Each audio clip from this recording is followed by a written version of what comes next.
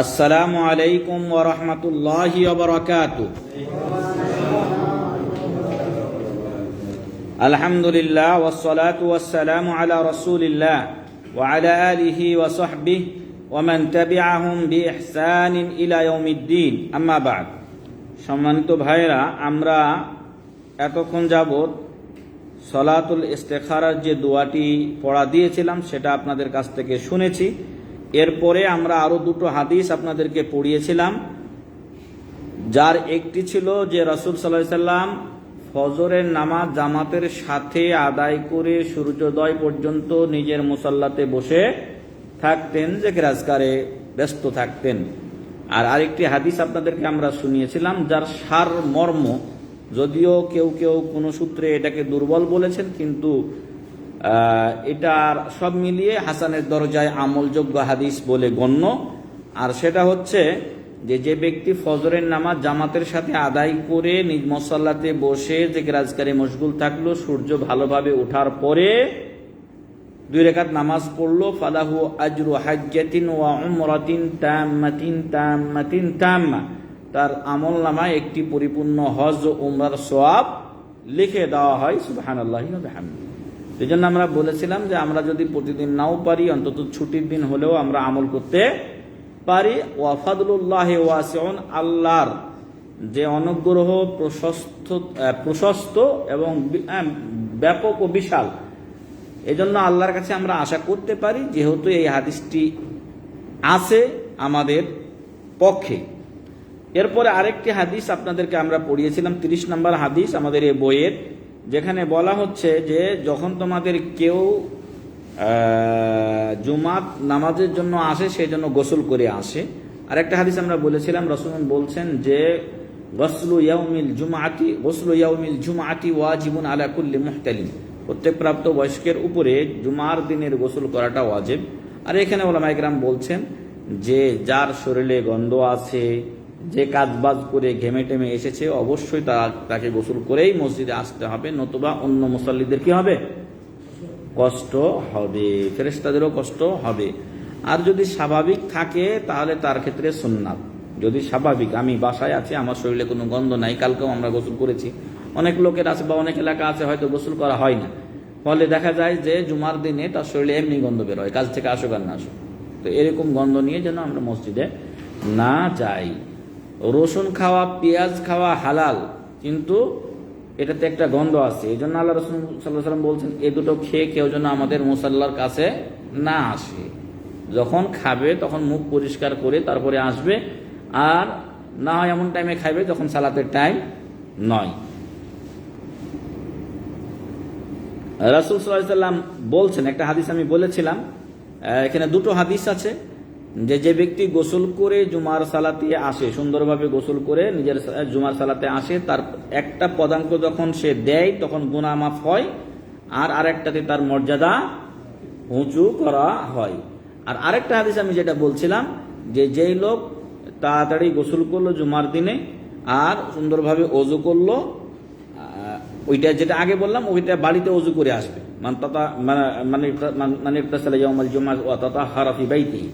যে ব্যক্তি তার বাড়িতে ওযু করে সুন্দরভাবে মসজিদ পানে আসছে শুধু নামাজের উদ্দেশ্যে, তার এটা যে কোনো নামাজে হতে পারে, এক পা যখন রাখবে তখন তার গুনাহ মাফ হবে, আর এক পা যখন রাখবে তখন তার মর্যাদা উচ্চ হবে। আর আরেকটা হাদিস এসেছে, যে ব্যক্তি জুমার দিনে তাড়াতাড়ি গোসল করলো, গোসল করার পর ওযু পবিত্রতা হাসিল করলো এবং সুগন্ধি ব্যবহার করলো, যা তার কাছে আছে যতটুকু, যদি তার পক্ষে সম্ভব হয়, সুগন্ধি ব্যবহার করে দ্রুত আসলো মসজিদে, আসার পরে ইমামের কাছাকাছি বসলো এবং কোনো কথা বলল না, মানে এমনিতে একজন আরেকজনের কথা বলা, ওইসব কোনো কথা বলল না, সেই ব্যক্তির জন্য কি রয়েছে? তার প্রত্যেকটা পদাঙ্ক রাখা এবং প্রত্যেকটা পদাঙ্কের বিনিময়ে আজরু সিয়ামি সানাতিন ওয়া কিয়ামিহা, প্রত্যেকটা বিনিময়ে 1 বছর রোজা রাখার এবং কিয়ামুল লাইল করার সওয়াব পাবে। সুবহানাল্লাহ, বিশাল সওয়াবের এই হাদিস। এই জন্য আমরা যেন জুমার দিনে যাবতীয় ব্যস্ততা একদিকে রেখে দিয়ে এই ফজিলত অর্জনের জন্য আমরা চেষ্টা করি। পরের হাদিস একটা আসবে, এটা আজকে আমাদের নতুন হাদিস, জুমার জন্য সকাল সকাল আসা, জুমার জন্য সকাল সকাল আসা। আত-তাবকিরু ইলা সালাতিল জুমআ। আন আবি হুরায়রা قال قال النبي صلى الله عليه وسلم, আবু হুরায়রা রাদিয়াল্লাহু আনহু থেকে বর্ণিত, তিনি বলেন যে নবী সাল্লাল্লাহু আলাইহি ওয়াসাল্লাম বলেছেন, ইদা কানা ইয়াউমুল জুমুআতি, যখন জুমার দিন হয়, ওয়াকাফাতিল মালাইকাতু আলা বাবিল মসজিদ, জুমার দিবসে ফেরেশতাগণ কোথায় দাঁড়ান? মসজিদের গেটে দাঁড়ান, ওই জায়গায় তারা অবস্থান গ্রহণ করে। ঠিক আছে? ইয়াকতুবুন আল আউয়ালা ফাল আউয়াল, তারা লিখতে থাকেন তাদের দফতরে কে 1 নম্বরে আসলো, কে 2 নম্বরে আসছে, কে 3 নম্বরে আসছে, এইভাবে তারা সিরিয়াল করে নাম লিখতে থাকে। আমরা কি কল্পনা করি? মনেই তো নাই আমাদের। মনে আছে যে আমাদের নামগুলো লেখা হয়?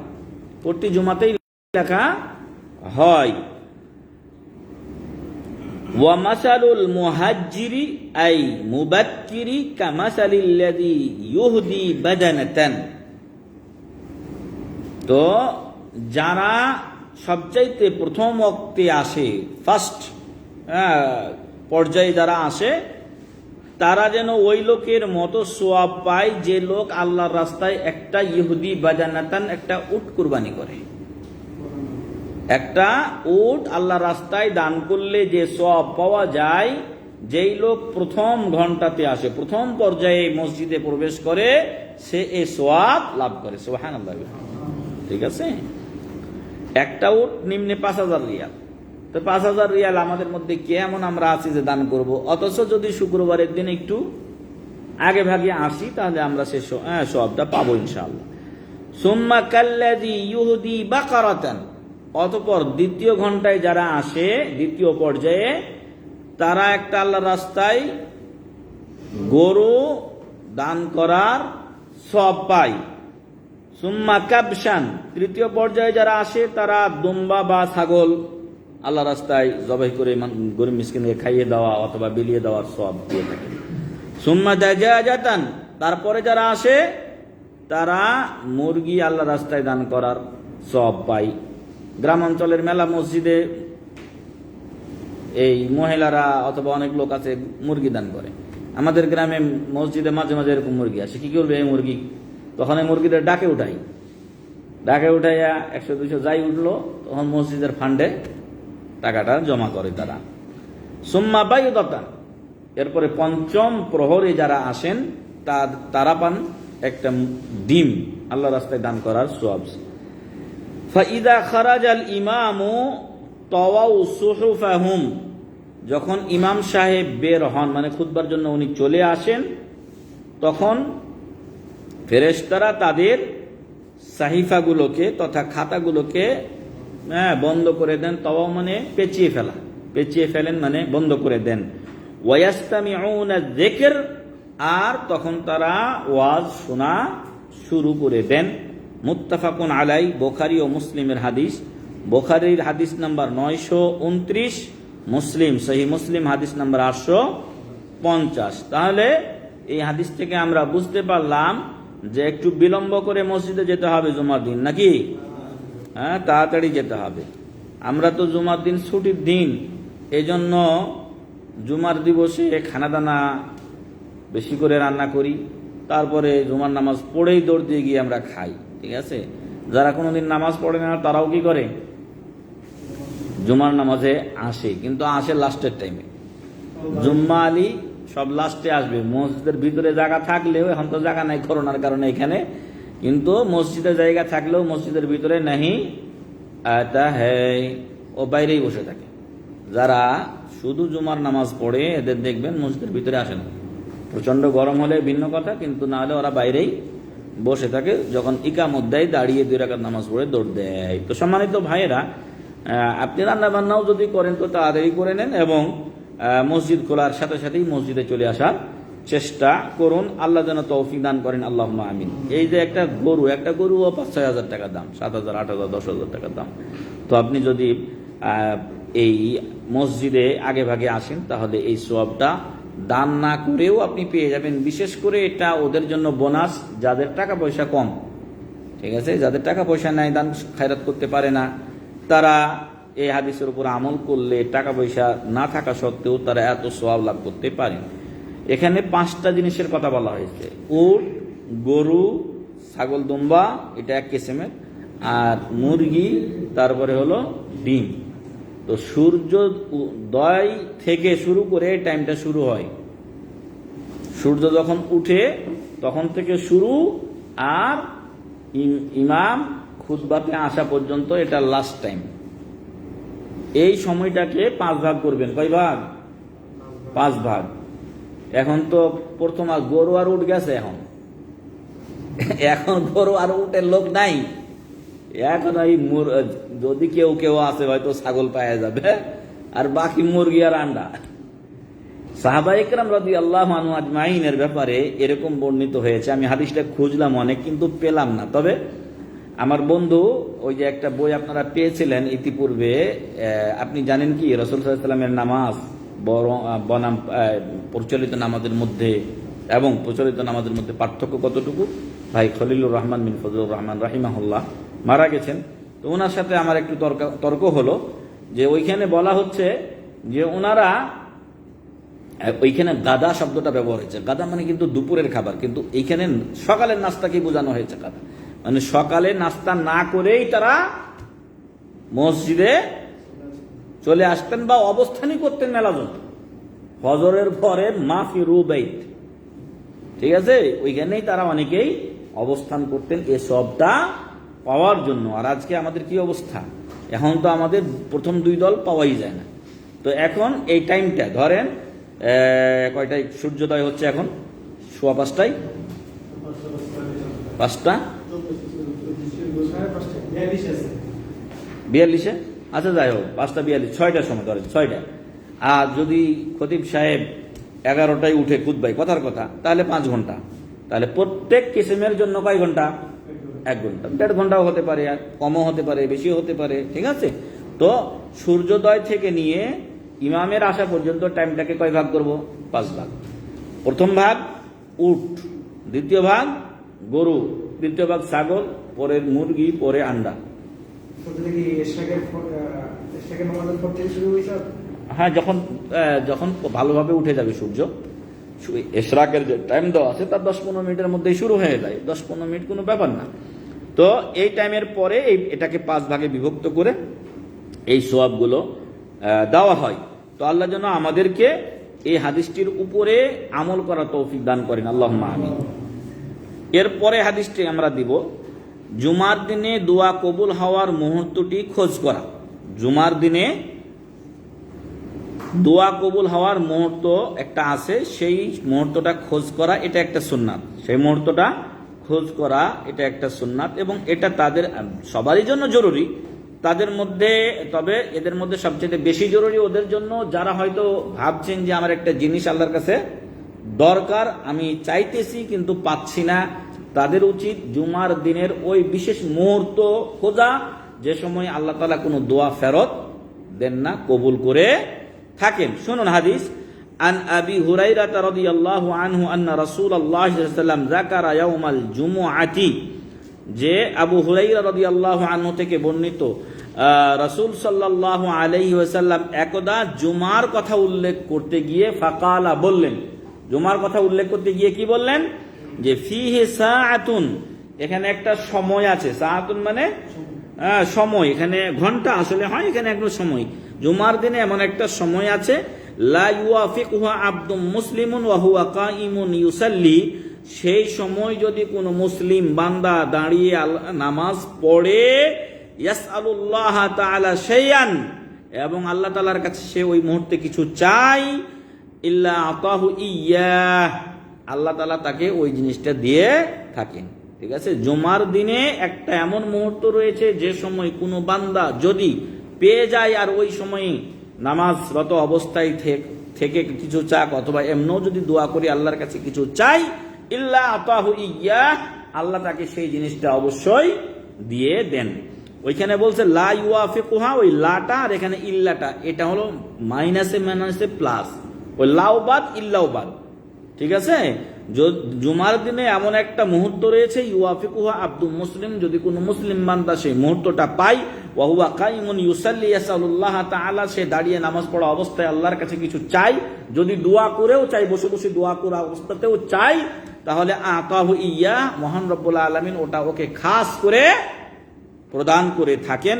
ওয়া আশারা বিয়াদিহি ইউকাল্লিলুহা, আর আল্লাহ রাসূল তার হাত দ্বারা ইশারা করলেন, অর্থাৎ বুঝাতে চাইলেন ইউকাল্লিলুহা, সময়টা খুব অল্প, কম কম মুহূর্তের জন্য ওই টাইমটা থাকে।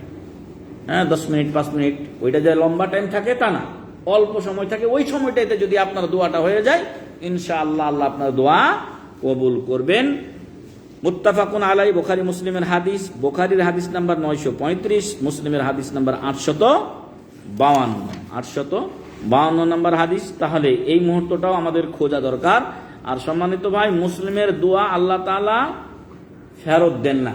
যদি ঠিক মতো মানুষ চাইতে পারে, তাহলে আল্লাহ কারো দোয়া ফেরত দেন না।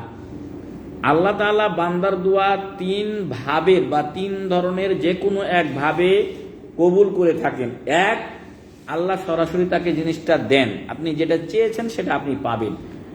আর 2 নাম্বার, আল্লাহ আপনার দোয়াটা কবুল করেছেন ঠিক, কিন্তু জিনিসটা আপনি পাননি। এর বিনিময়ে হতে পারে মহান রব্বুল আলামিন আপনার উপর থেকে একটা বড় বিপদ কি করেছেন, দূর করেছেন।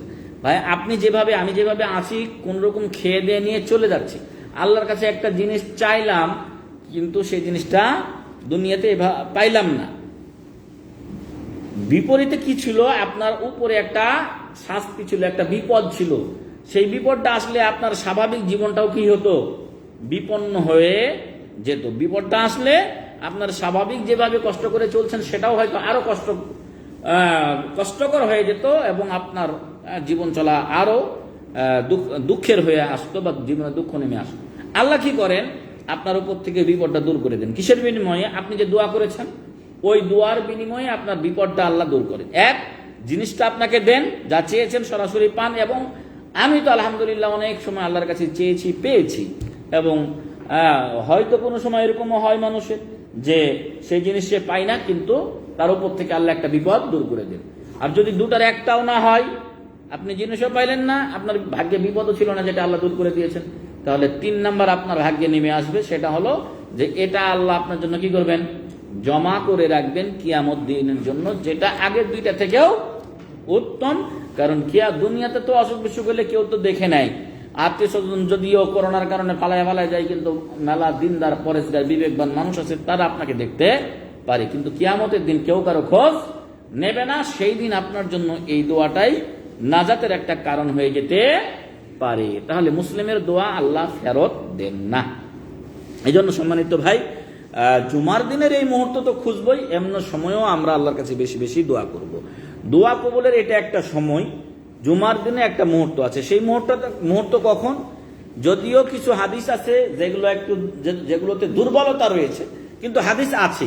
সেই সময়টার ব্যাপারে বলা হয়েছে, যখন ইমাম সাহেব খুতবাতে আসলেন তখন থেকে নামাজ শেষ হওয়া পর্যন্ত, এই টাইমটার মধ্যে দোয়াটা কবুল হয়, ওই মুহূর্তটি রয়েছে। হাদিসের সনদ দুর্বল, তবে এখান থেকে আশা করা যায় যে হলেও হতে পারে। তাই এরই মধ্যে অনেক সময় ইমাম সাহেব দোয়া করেন না, শেষে ওই দোয়ার মধ্যে আপনার দোয়া এবং তার দোয়ার মধ্যেও আপনি আমিন দিলেন, আমিন বললেন। বুঝে আসছে কি? আর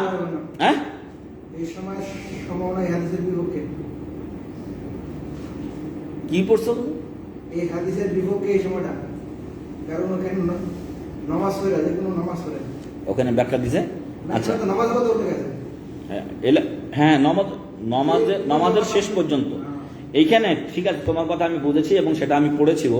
সেখানে এই কথাটা বলছে, যেটা ও বলতে চাচ্ছে সেটা হলো যে যেহেতু তখন খুতবা চলে, খুতবা ইমাম সাহেব যখন আসলেন তখন থেকে এই সময়টা নামাজ শেষ হওয়া পর্যন্ত। যদি এটা বলা হয়, তাহলে এই লোক কি খুতবার সময় দোয়া করবে না খুতবা শুনবে? খুতবা শুনবে।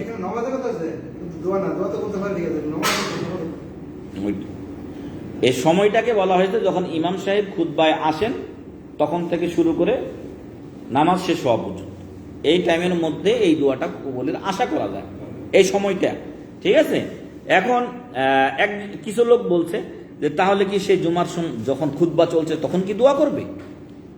এটা তো আসলে বিপরীত চলে আসে। খুতবার সময় তো খুতবা শুনতে হবে। তো হাদিসটা সনদগত দিক থেকে দুর্বলতা রয়েছে, কিন্তু এরপরও এখানে চাওয়ার বিষয়টা কিন্তু মানে সময়টা কিন্তু কিছুটা আছেই। যখন ইমাম সাহেব 2 খুতবার মধ্যখানে বসছেন, অনেকে বলছেন যে এই টাইমটার মধ্যে দোয়াটা কবুল হয়। এটা মানুষের নিজেদের একটা তফসির ব্যাখ্যা, ঠিক আছে, মনীষীদের। আর একটা সময় যে হাদিসটাকে ইমাম আলবানী রাহিমাহুল্লাহ সহিহ বলেছেন বা হাসান বলেছেন, সেটা হলো যে এটা হলো আসরের নামাজের পর থেকে মাগরিব পর্যন্ত, আসরের নামাজের পর থেকে নিয়ে মাগরিব পর্যন্ত জুমার দিনের পুরো টাইমটার মধ্যে যে কোনো সময় থাকতে পারে, তবে খাস করে এই যে 2টা টাইম উল্লেখ করা হলো তখন। এবং বিশেষ করে রাসূল আরেকটা হাদিসে বলছেন যে জুমার দিবসের শেষ মুহূর্ত, মানে মাগরিবের কিছুক্ষণ আগ মুহূর্তে এই সময়টা পাওয়ার খুবই সম্ভাবনা আছে। মানে তাও একটু মানে পরীক্ষায় কি আসবে, এই যে বই আছে না, আমাদের এক ওস্তাদ ছিলেন, কয় এই পাগলা, এই যে কোনো কালো অক্ষর বাদ নাই, সবই পড়বা। ওই যে ওস্তাদ তারপরে একটু কয়ে দেন না কেন, ঠিক আছে, এই যে এরকম করে। তো ঠিক আছে, পুরা বই থেকেই আসবে, বিশেষভাবে এই অধ্যায় একটু পড়িও। ঠিক ওই রকমই এই পুরা দিনটার মধ্যেই এই সময়টা চলে যেতে পারে। তবে যেহেতু বিশেষ করে মাগরিবের আসরের নামাজের পর থেকে মাগরিব পর্যন্ত হাদিসগুলো কিন্তু সহিহ বা হাসান দরজার, সেহেতু ওগুলো বেশি গুরুত্বপূর্ণ আরো। ওই সময়গুলোতে বেশি আমরা আল্লাহকে ডাকতে পারি এই দোয়া কবুলের জন্য। এবং আপনার যে জিনিসটা খুবই জরুরি দরকার, ওই জিনিসটা আপনি আল্লাহর কাছে ওই মুহূর্তে চাইবেন। জান্নাত চান, জাহান্নাম থেকে মুক্তি চান, দুনিয়াতে বিপদে আছেন অথবা কোনো জিনিস দরকার শেষ সময়টা চান, ইনশাআল্লাহ আল্লাহ তাআলা কবুল করবেন। তাহলে আমাদের 2টো হাদিস পড়া থাকলো। একটা হলো দ্রুত মসজিদে যাওয়া জুমার দিনে, এবং যে কোনো সময়ে মসজিদে যারা সামনে যায়, অগ্রসর হয়, এর আগে আমরা একটা হাদিস বলেছি যে ব্যক্তি তাড়াতাড়ি ওযু করে বাসায় মসজিদে আসে, একটা পায়ে তার গুনাহ মাফ হয়, একটাতে মর্যাদা উঁচু হয়। যে ব্যক্তি মসজিদে তাড়াতাড়ি আসে সফে আউয়াল পায়, আর সফে আউয়ালে যারা থাকে তাদের উপরে ফেরেশতারা কি করেন? রহমতের দোয়া করেন তাদের জন্য। এরপরে কোনো ব্যক্তি যখন মসজিদে প্রবেশ করার পরে সুন্নাত নামাজ যদি থাকে পড়ার পরে বসে থাকি, যতক্ষণ সে থাকে ততক্ষণ কিসে থাকে? নামাজ, যেন সে নামাজেই আছে। যদিও সে বসে আছে, নামাজের জন্য যেহেতু অপেক্ষা করছে, যেন সে নামাজেই রয়েছে। এছাড়া জিকির আজকার এগুলোতে সে সময় ব্যয় করতে পারি। অনেক লোককে দেখেন না, আগে গেছে কোরআন মাজিদ তেলাওয়াত করছে। এই জন্য আমাদের প্রত্যেকের উচিত সালাতে একটু তাড়াতাড়ি যাওয়া, যাতে আমরা এই জুমার নামাজে তো যাবই, অন্যান্য নামাজেও আমরা যাব তাড়াতাড়ি মসজিদে, তাতে করে বিভিন্ন ধরনের ফজিলত আমাদের জন্য রয়েছে। আর যে দোয়া কবুলের যে সকল স্থান রয়েছে বা সময় রয়েছে, তার মধ্যে এটা আমরা উল্লেখ করলাম। এর সাথে আল্লাহ রাসূল সাল্লাল্লাহু আলাইহি ওয়াসাল্লাম বলছেন যে আকরাবু মা ইয়াকুনুল আবদু মির রাব্বিহি ওয়া হুয়া সাজিদ, বান্দা সবচাইতে আল্লাহর কাছাকাছি থাকে সাজদা অবস্থায়। জুমার দিন, জুমার নামাজে সাজদা অবস্থাতেও আপনি আল্লাহর কাছে দোয়া করতে পারেন, ঠিক আছে। আর ওই অবস্থায় দোয়া করলে আশা করা যায় আল্লাহ তাআলা সেই দোয়াটা দ্রুত কবুল করবেন। আর অনুরূপ আজান এবং একামতের মধ্যখানে, তারপরে আপনি ওযু করছেন, ওযু করার পরে আপনি দোয়া করতে পারেন, ঠিক আছে। তো শেষ রাত্রে উঠে যখন মহান রব্বুল আলামিন দুনিয়ার আকাশে আগমন করেন, তখন আপনি দোয়া করতে পারেন। ভালো কাজ করার পরে আপনি দোয়া করতে পারেন। ভালো কাজ কিছু করছেন, তারপর আল্লাহ আমি এটা করেছি, আপনি আমার দোয়াটা কবুল করুন। যেমনটি 3 ব্যক্তি তারা তাদের তিন ধরনের আমলের কথা বলে আল্লাহর কাছে ওসিলা করেছিলেন, আল্লাহ তাদের দোয়াগুলো কবুল করেছিলেন। তো সম্মানিত ভাইরা, আসুন আমাদের চাওয়াটাই দোয়া হুয়াল ইবাদা, দোয়াই হলো ইবাদত। যদি আমরা আল্লাহর কাছে আমরা গুনাহ না করতাম আর আল্লাহর কাছে না চাইতাম, তাহলে আল্লাহ আমাদেরকে বাদ দিয়ে আরেক দল লোক নিয়ে আসতেন যারা গুনাহ করতো আর আল্লাহর কাছে চাইতো। আল্লাহ চান যে আমরা তার কাছে কাকুতি মিনতি বিনয়ী হয়ে আল্লাহর কাছে প্রার্থনা করি, আল্লাহর কাছে ছোট হয়ে আমরা। আল্লাহ তাআলা আমাদেরকে যেন এই 2টো হাদিস সহ সকল সেই হাদিসের উপরে আমল করার তৌফিক দান করেন। আল্লাহুম্মা আমিন। ওয়া আখিরু দাওয়ানা আলহামদুলিল্লাহি রাব্বিল আলামিন ওয়া সাল্লাল্লাহু আলা নাবিয়িনা মুহাম্মদ ওয়া আলা আলিহি ওয়া সাহবিহি আজমাইন। আসসালামু আলাইকুম ওয়া রাহমাতুল্লাহি ওয়া বারাকাতুহু।